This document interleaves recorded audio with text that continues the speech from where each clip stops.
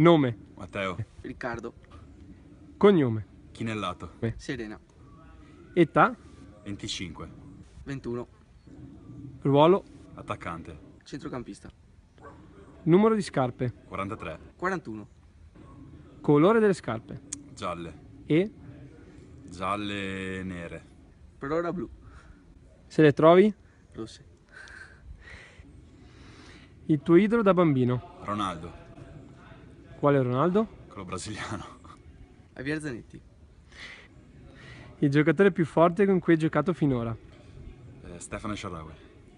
Penso Andrea Nobile. Se non avessi fatto il calciatore, cosa avresti voluto essere? Non ci ho mai pensato, solo questo. Penso l'architetto. Segui o pratichi altri sport oltre al calcio? No.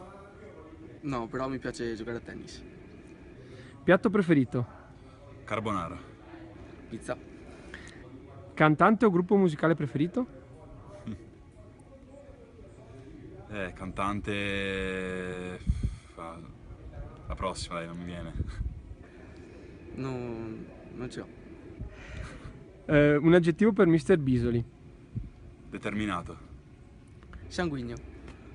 Cosa pensavi del calcio quando eri bambino? Che era il gioco più bello del mondo.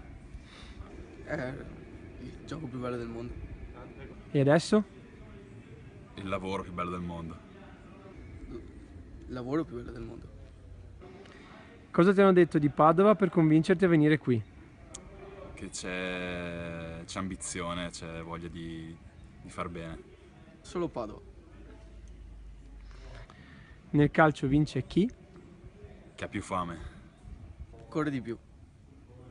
Cosa ti aspetti da questo campionato? Mi aspetto di toglierci molte soddisfazioni e di vincere più partite possibili. Aspetto di arrivare il più in alto possibile facendo il meglio per la squadra, mettendomi a disposizione. Forza Padova! Forza Padova!